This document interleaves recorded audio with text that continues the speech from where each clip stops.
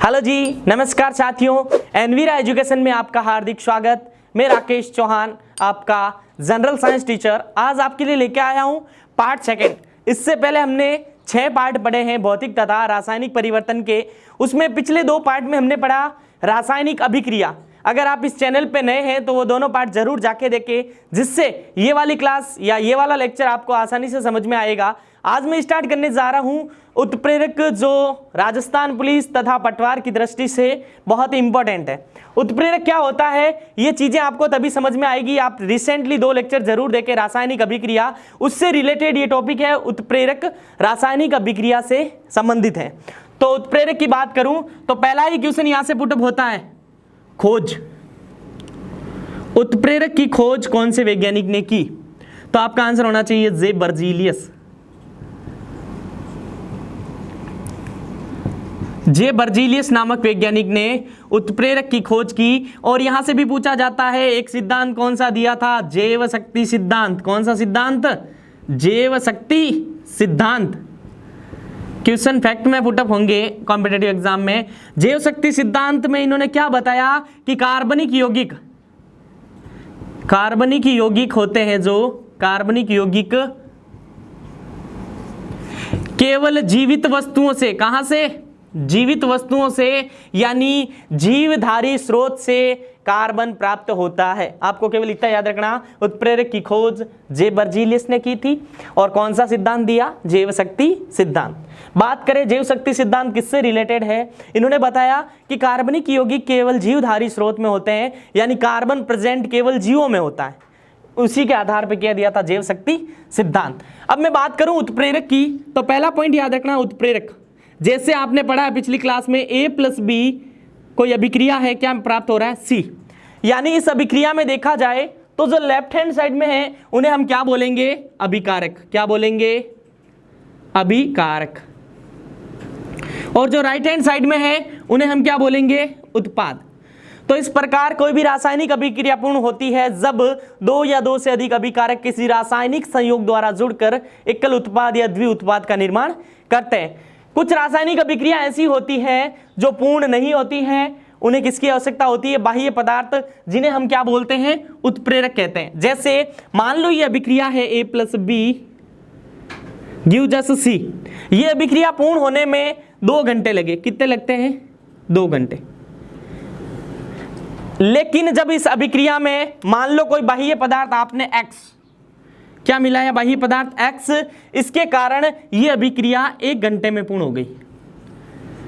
तो यहां से क्या स्पष्ट हुआ कि जब कोई भी बाह्य पदार्थ मिलाया गया, इस कारण अभिक्रिया के वेग में परिवर्तन हुआ। क्या हुआ? परिवर्तन। यानी यहां यह अभिक्रिया 2 घंटे में पूर्ण हो रही थी, यहां कितने घंटे में पूर्ण हो रही है? 1 घंटे में पूर्ण हो रही है। यानी अभिक्रिया का वेग क्या हो गया बच्चों? अभिक्रिया का वेग क्या हो गया?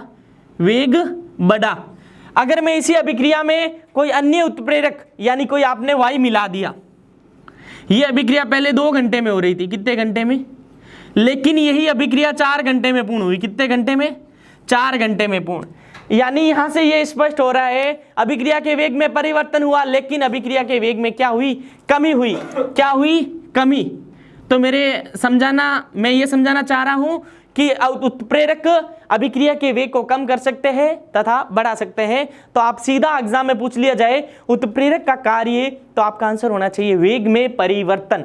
केवल होना चाहिए वेग में परिवर्तन। ऑप्शन में मिलेगा वेग को बढ़ा देते हैं, वहां कौन सा उत्प्रेरक हो वो आगे हम पढ़ेंगे, धनात्मक उत्प्रेरक, ऋणात्मक उत्प्रेरक। लेकिन अगर आपको केवल पूछा जाए उत्प्रेरक का कार्य, तो आपका आंसर होना चाहिए वेग में परिवर्तन।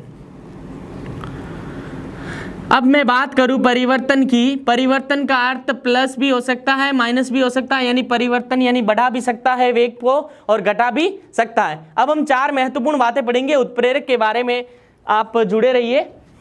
4 महत्वपूर्ण बातें क्या है उत्प्रेरक के बारे में, जो एग्जाम में सीधी पूछी जाती है। यानी 4 कथन याद रखने आपको फैक्ट के रूप में कि उत्प्रेरक क्या होता है।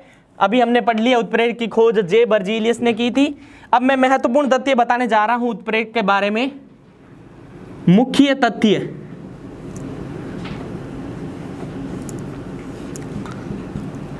पहला और इंपॉर्टेंट है कि यह एक बाह्य पदार्थ होता है। क्या होता है? बाह्य पदार्थ। उत्प्रेरक बाह्य पदार्थ होता है, यानी अभिक्रिया के साथ नहीं होता है, इसको बाहर से मिलाना पड़ता है जिससे अभिक्रिया पूर्ण हो। दूसरा, उत्प्रेरक की अल्प मात्रा ही पर्याप्त है। उत्प्रेरक की अल्प मात्रा ही पर्याप्त है, यानी देखा जाए अगर उत्प्रेरक थोड़ी सी मात्रा में मिला दिया जाए तो भी अभिक्रिया पूर्ण हो सकती है। और एक इंपॉर्टेंट है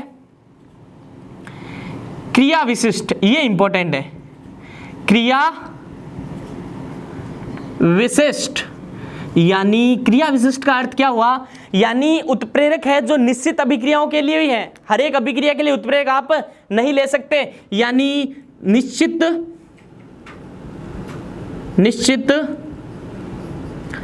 अभिक्रियाओं के लिए, निश्चित अभिक्रियाओं के लिए। चौथा, उत्प्रेरक क्या होता है, उत्प्रेरक एक बाह्य पदार्थ है, ध्यान देना पहला। दूसरा, इनकी अल्प मात्रा ही पर्याप्त है। तीसरा, क्रिया विशिष्ट, यानी ये निश्चित अभिक्रियाओं के लिए होता है, आप हर किसी अभिक्रिया में उत्प्रेरक नहीं मिला सकते। यानी आपके फैक्ट के रूप में पूछा जा सकता है निम्न में से कौन सा बाह्य पदार्थ है जो अभिक्रिया के वेग को परिवर्तित कर देता है। पूछा गया क्वेश्चन है, आपका आंसर होना चाहिए उत्प्रेरक एक बाह्य पदार्थ है जो अभिक्रिया के वेग को परिवर्तित कर देता है, यानी बढ़ा सकता है तथा घटा सकता है। और अल्प मात्रा, यानी अगर इनकी थोड़ी सी मात्रा आप मिलाओगे तो भी अभिक्रिया पूर्ण हो जाएगी। क्रिया विशिष्ट की मैं बात करूं तो निश्चित अभिक्रिया के लिए है, यानी फिक्स अभिक्रिया उनके लिए उत्प्रेरक लागू होता है। चौथा और वेरी इंपॉर्टेंट पॉइंट, सक्रियण ऊर्जा। सक्रियण ऊर्जा, अगर कोई इस चैनल में 12th क्लास का स्टूडेंट जुड़ा हुआ है तो वो समझ सकता है सक्रियण ऊर्जा क्या होती है, और मैं आपको समझाऊंगा सक्रियण ऊर्जा क्या होती है। सक्रियण ऊर्जा एक ग्राफ के माध्यम से हम समझेंगे। जैसे हमारे पास कोई अभिक्रिया है A+B, यहाँ हमारे पास C+D मिल रहा है। क्या मिल रहा है? C+D। ये कहलाते हैं अभिकारक और ये कहलाते हैं उत्पाद। तो यहाँ पे ये ग्राफ बना रहा हूँ जिसके माध्यम से आप सक्रियण ऊर्जा को समझ सकोगे। यहाँ पे यहाँ होती है अभिक्रिया में A+B, यानी यहाँ स्टार्ट होता है अभिकारक। क्या स्टार्ट होता है? अभिकारक। और यहाँ पे प्राप्त होता है उत्पाद। क्या प्राप्त होता है? उत्पाद। यानी एक अभिक्रिया को पूर्ण होने के लिए इस गैप को पार करना पड़ेगा। इसे बोला जाता है सक्रियण ऊर्जा। सक्रियण ऊर्जा यानी अभिक्रिया में उत्प्रेरक यहां से ये ग्राफ को इतनी सक्रियण ऊर्जा पार करके क्या बनेगा? उत्पाद बनेगा। तो क्या होता है कि उत्प्रेरक का कार्य होता है इस एनर्जी गैप को कम करना। यानी यहां से अगर उत्प्रेरक मिलाओगे तो आप यहां से शॉर्टली कहां जा सकते हो? प्रोडक्ट प्राप्त कर सकते हो। यानी कुछ उत्प्रेरक ऐसे होते हैं जो सक्रियण ऊर्जा को क्या कर देते हैं? कम कर देते हैं। यानी जब सक्रियण ऊर्जा कम हो जाएगी, ध्यान देना साथियों, यहां से अभिक्रिया स्टार्ट हो रही है, यानी अभिकारक कन्वर्ट हो रहे हैं किसमें? उत्पाद में। और हमें क्या चाहिए? उत्पाद। और उत्पाद हमें चाहिए लेकिन कम समय में चाहिए। कम समय में कब होगा? जब ये रास्ता आप शॉर्टली यहां से तय करोगे। ये कब संभव है? जब ये एनर्जी गैप कम हो। ये एनर्जी गैप कम करने का कार्य कौन कर सकता है? हमारे भाई साहब उत्प्रेरक कार्य कर सकते हैं।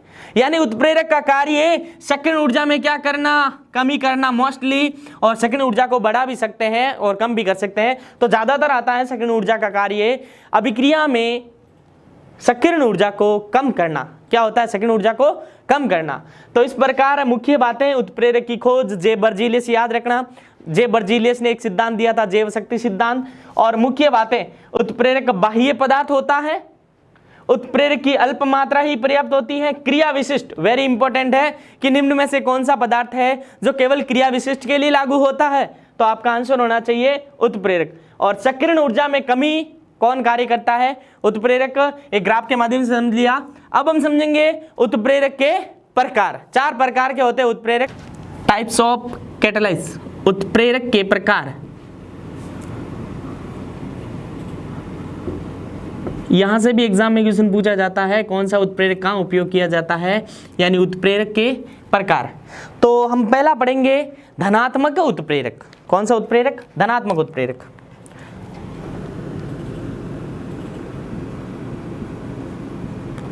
धनात्मक उत्प्रेरक,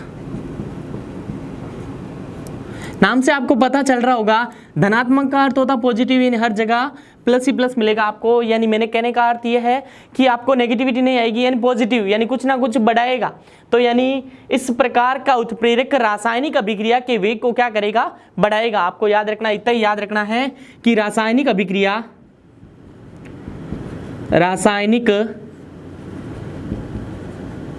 के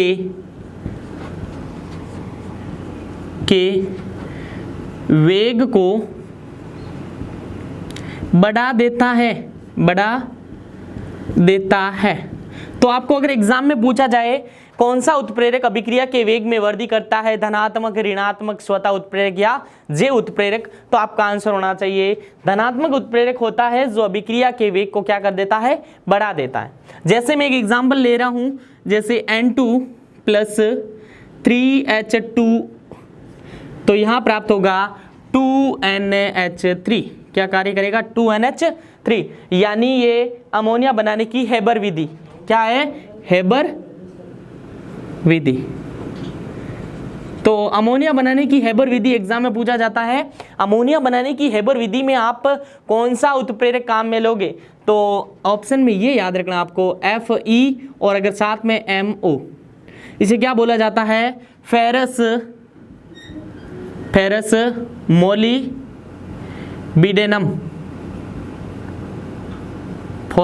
फेरस मोलिब्डेनम ये कार्य करता है उत्प्रेरक वर्धक का। यानी यहां पे ये ध्यान देना, यहां अगर आपको पूछा जाए ये है धनात्मक, ये क्या है? धनात्मक उत्प्रेरक। क्या है? धनात्मक उत्प्रेरक। लेकिन इसमें MO पूछ ले, ये है वर्धक। किसका कार्य करता है? वर्धक का। तो यानी यहाँ पे ये FeMO टोटली है, धनात्मक उत्प्रेरक का कार्य करता है, यानी अभिक्रिया के वेग को क्या कार्य करता है? बढ़ाने का कार्य करता है। अब एग्जाम में पूछा जाता है हेबर बनाने की अमोनिया बनाने की हेबर विधि में कौन से उत्प्रेरक का उपयोग किया जाता है? याद कर लेना, FeMO, साथ में MO नहीं है तो भी चलेगा, यानी फेरस याद रखना, आयरन याद रखना, या याद रखना फेरस मोलिब्डेनम। यहाँ ये धनात्मक उत्प्रेरक है और MO किसका कार्य कर रहा है? वर्धक का कार्य। तो आई होप ये कंसेप्ट क्लियर हो गया होगा कि धनात्मक उत्प्रेरक जो अभिक्रिया के वेग को बढ़ाने का कार्य करता है। अगर मैं बात करूं ऋणात्मक उत्प्रेरक की, किसकी? ऋणात्मक उत्प्रेरक। यानी धनात्मक उत्प्रेरक तो अभिक्रिया के वेग को बढ़ाता है, तो इसी का उल्टा क्या हो जाएगा? ऋणात्मक उत्प्रेरक।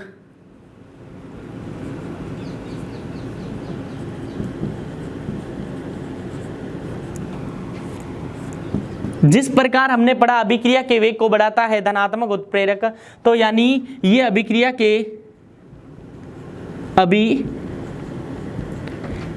के वेग को घटा देता है, अभिक्रिया के वेग को घटा देता है या कम कर देता है, यानी अभिक्रिया के वेग को घटाने का या कम करने का कार्य कौन करता है? ऋणात्मक उत्प्रेरक करता है। जैसे में एक अभिक्रिया जो हमने जस्ट अभी पढ़ी है धनात्मक उत्प्रेरक में, वहीं अगर मैं ले लूं, जैसे अमोनिया बनाने की हेबर विधि हमने पढ़ा N2, याद रखना ये अभिक्रिया भी एग्जाम में पूछी गई है। यहां आपको X दे देगा, यहां पे हमने क्या लिया था? FeMO, लेकिन अब की बार ग्लिसरीन 2NH3, यहां पे ये 2NH3 ये फॉर्मूला किसका है? अमोनिया। याद रखना आपको थोड़ा, अमोनिया। अब यहां पे इस अभिक्रिया में ये ग्लिसरीन किसका कार्य कर रहा है? जो अभिक्रिया N2 + 3H2 हमने जस्ट पीछे पढ़ी, वहां FeMO फेरस मोलिब्डेनम था, वो कार्य कर रहा था उत्प्रेरक वर्धक का। लेकिन इसमें N2 + 3H2O, यहां ये ग्लिसरीन कार्य करेगा कम करने का। किसका? कम करने का, यानी ऋणात्मक उत्प्रेरक। किसका कार्य करेगा? ऋणात्मक उत्प्रेरक का कार्य करता है कौन? ग्लिसरीन। अगर आपको सीधे ही पूछा जाए ग्लिसरीन किस तरह कार्य करता है तो ये पूछा गया है, इसीलिए आपको याद रखना है यहाँ पे ऋणात्मक उत्प्रेरक का कार्य ग्लिसरीन, यानी इस अभिक्रिया के वेग को कम करने की कोशिश कर रहा है यहाँ पे ग्लिसरीन, इसीलिए ये किस में चला जाएगा? ऋणात्मक उत्प्रेरक में। तो आपको ऋणात्मक उत्प्रेरक में केवल एक एग्जाम्पल इंपॉर्टेंट वो याद रखना, और याद रखना वेग को क्या कर देता है? कम कर देता है। धनात्मक यानी वेग को बढ़ा देता है। अब आगे बढ़ेंगे, जो इंपॉर्टेंट है स्वतः उत्प्रेरक। क्या है? स्वतः उत्प्रेरक, यानी कुछ ऐसे होते हैं जो खुद उत्प्रेरक का कार्य करते हैं। क्या करते हैं? खुद उत्प्रेरक का कार्य करते हैं। जैसे CH3 COO C2H5 plus H2O ethyl acetate. ये क्या है? Ethyl acetate. Ethyl acetate. यहां तीसरा हम पढ़ रहे हैं, सॉरी, स्वतः उत्प्रेरक। क्या पढ़ रहे हैं? स्वतः उत्प्रेरक। यहां एथिल एसीटेट के साथ जल को मिलाया गया है, तो ये देखो ये आयनों में कैसे टूटता है, थोड़ी अभिक्रिया पूरी समझा देता हूं आपको। CH3 COO के ऊपर माइनस आएगा प्लस C2H5 प्लस यहां जल H plus plus O minus, तो यहां ये प्लस वाला किसके पास जाएगा? माइनस के पास, और ये माइनस वाला किसके पास जाएगा?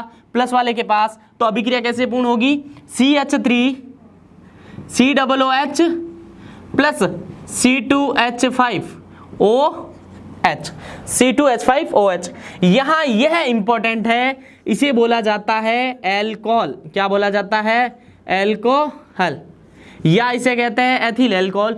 यहां पे ये एसिटिक अम्ल क्या है? RCHO एसिटिक अम्ल।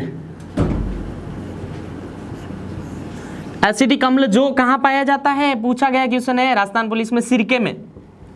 सिरके में एसिटिक अम्ल। तो ऐसे उत्प्रेरक जो खुद स्वयं एक उत्प्रेरक का कार्य करते हैं किसी भी रासायनिक अभिक्रिया में, तो इस अभिक्रिया में यह है जो C2H5OH ये कार्य करता है स्वतः उत्प्रेरक का। पूछने लायक क्वेश्चन है, अभिक्रिया दे देगा और पूछ लेगा निम्नलिखित अभिक्रियाओं में कौन है जो स्वतः उत्प्रेरक की तरह कार्य करता है। तो ये अभिक्रिया पूछी गई है, इसीलिए C2H5OH ये किसकी तरह कार्य करता है? स्वतः उत्प्रेरक का, लेकिन साथ में याद रखना ऋणात्मक, यानी ऋणात्मक का अर्थ आते ही आपको उत्प्रेरक में कहा जाना है कि अभिक्रिया के वेग को क्या करेगा? घटाने का कार्य करेगा। यानी उपरोक्त अभिक्रिया में C2H5OH एक ऋणात्मक उत्प्रेरक भी है और स्वतः उत्प्रेरक भी है। तो हम उत्प्रेरक का चौथा प्रकार पढ़ेंगे, जैव उत्प्रेरक। क्या होता है जैव उत्प्रेरक?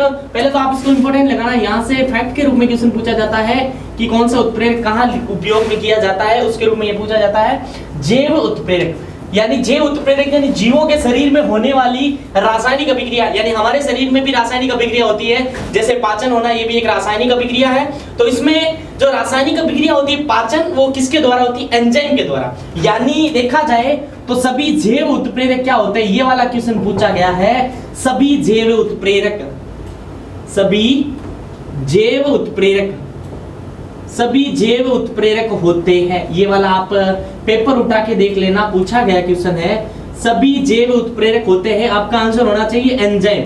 क्या होते हैं? सभी जैव उत्प्रेरक क्या होते हैं? एंजाइम। और हमारे शरीर में होने वाली सभी क्रिया किसके माध्यम से होती है? एंजाइम के माध्यम से होती है। तो इनके जो एग्जाम में पूछे जाने वाले 4 क्वेश्चन है मैं बताता हूं। अगर हम जैसे ध्यान देना, हम जो खाना खाते हैं स्टार्च, क्या खाते हैं? स्टार्च। वो किस में कन्वर्ट होता है? माल्टोज में। किस में कन्वर्ट होता है? माल्टोज में। ये स्टार्च का माल्टोज में कन्वर्ट होना ये एंजाइम के द्वारा होता है। किसके द्वारा? एंजाइम के द्वारा। लेकिन इसमें कौन सा उत्प्रेरक काम में लिया जाता है? पूछा गया क्वेश्चन है हमारे जीभ मुंह में कौन सा यानी लार में कौन सा एंजाइम होता है? तो आपका आंसर होना चाहिए टाइलिन। क्या होना चाहिए? टाइलिन। जो टाइलिन एंजाइम होता है जो स्टार्च को किस में कन्वर्ट करता है? माल्टोज में। और ये क्रिया किसके द्वारा होती है? एंजाइम द्वारा। और कौन से उत्प्रेरक द्वारा? टाइलिन द्वारा। क्लियर? मैं दूसरा अगर पूछा गया क्वेश्चन ये है कि माल्टोज, अगर माल्टोज कन्वर्ट करना है ग्लूकोज में। किसमें? ग्लूकोज में। तो कौन सा उत्प्रेरक काम में लेंगे? अगर ग्लूकोज को अगर ग्लूकोज को, ऐसे एग्जाम में पूछेगा ग्लूकोज को कहाँ कन्वर्ट करना है, एल्कोहल में। ये है 3 इंपॉर्टेंट। जे उत्प्रेरक में इन तीनों से क्वेश्चन पूछे जाते हैं। पहला तो हमने पढ़ लिया कि स्ट्रोज कन्वर्ट होगा माल्टोज में, तो कौन सा उत्प्रेरक, टाइलिन। अगर बात करें माल्टोज को ग्लूकोज में, तो आंसर होना चाहिए एक उत्प्रेरक होता है माल्टेज। माल्टेज याद रखना, क्या याद रखना, माल्टेज। और अगर ग्लूकोज को कन्वर्ट करना है एल्कोहल में, तो एक एंजाइम है जाइमेज, जाइमेज। तो यानी इन तीनों क्रियाओं से स्पष्ट हो गया भोजन का लस्ट रूप या लस्ट उत्पाद किस में कन्वर्ट होता है, एल्कोहल में। ये भी पूछा गया क्वेश्चन है, हमारे भोजन का अंतिम उत्पाद किस में चेंज होता है, एल्कोहल द्वारा। किसमें, एल्कोहल में। तो आपको इसमें यह याद रखना है, स्ट्रोज जब माल्टोज में बदलता है तो टाइलिन, और माल्टोज जब ग्लूकोज में बदलता है तो माल्टेज, और ग्लूकोज जब एल्कोहल में बदलता है तो कौन सा उत्प्रेरक, जाइमेज उत्प्रेरक काम में लिया जाता है। तो इस प्रकार हमने 4 प्रकार के उत्प्रेरक पढ़े। अब हम पढ़ेंगे उत्प्रेरक के ऊपर 5 महत्वपूर्ण प्रश्न। इनके उदाहरण पढ़ने बेहद जरूरी है। पहला उदाहरण यह है, सीधा पूछा गया क्वेश्चन, अमोनिया गैस बनाने की हेबर विधि। तो आपका आंसर होना चाहिए कौन सा उत्प्रेरक, लोहा चूर्ण उत्प्रेरक। दूसरा, सल्फ्यूरिक अम्ल बनाने की संपर्क विधि। तो यहाँ पे अमोनिया का सूत्र भी आप पहले देख लो, NH3 होता है, और सल्फ्यूरिक अम्ल का फॉर्मूला H2SO4। तो एग्जाम में सीधा पूछा जाता है कि सल्फ्यूरिक अम्ल बनाने की संपर्क विधि में कौन सा उत्प्रेरक काम में लिया जाता है, प्लेटिनम चूर्ण। यानी यहाँ इसका प्रतीक प्लेटिनम का PT याद रखना है, यहाँ पे लोहे का Fe याद रखना है। तीसरा है, वेरी वेरी इंपॉर्टेंट है, हर बार पूछा गया क्वेश्चन, वनस्पति तेलों से कृत्रिम घी बनाने की विधि में कौन सा उत्प्रेरक काम में लिया जाता है, निकेल उत्प्रेरक। कौन सा उत्प्रेरक, निकेल उत्प्रेरक। यानी वनस्पति तेल होता है, उससे आप कृत्रिम घी बना सकते हो, कौन सा उत्प्रेरक द्वारा, निकेल उत्प्रेरक द्वारा। गन्ने की शक्कर से ग्लूकोज व फ्रक्टोज बनाने की, यानी गन्ने से शक्कर, ग्लूकोज, फ्रक्टोज बनाने में इन्वर्टेज उत्प्रेरक काम में लिया जाता है। कौन सा उत्प्रेरक, इन्वर्टेज। स्ट्रोज से माल्टोज अभी हमने पढ़ा, डाइटेज। क्या होता है, डाइटेज उत्प्रेरक। और ये जो लास्ट है, आमाशय में प्रोटीन को पेप्टाइड, तो कौन सा है, पेप्सिन। कौन सा है, पेप्सिन। और इधर लिखे हुए ये है कि दूध से लैक्टिक अम्ल बनाने में, दूध से लैक्टिक अम्ल, लैक्टिक वैसिली, लैक्टिक वैसिली।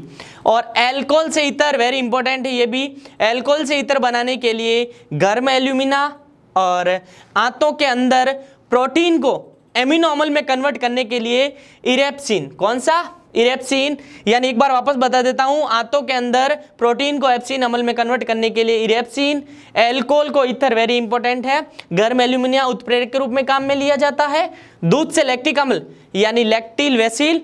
और यहाँ पे वापस अमोनिया गैस बनाने में जल्दी बता देता हूं, लोहा, सल्फ्यूरिक अम्ल से संपर्क विधि प्लेटिनम, वनस्पति तेलों से कृत्रिम घी बनाने के लिए निकल उत्प्रेरक, गन्ने की शक्कर से ग्लूकोज तथा फ्रुक्टोज बनाने के लिए इन्वर्टेज, स्ट्रोज से माल्टोज बनाने के लिए डाइटेज, आमाशय में प्रोटीन को पेप्टाइड में बदलने के लिए पेप्सिन। तो इस प्रकार आज की क्लास में हमने उत्प्रेरक क्या होता है, उनके प्रकार पढ़ लिए। यानी आज हमारा यहाँ टॉपिक कंप्लीट होता है भौतिक तथा रासायनिक परिवर्तन।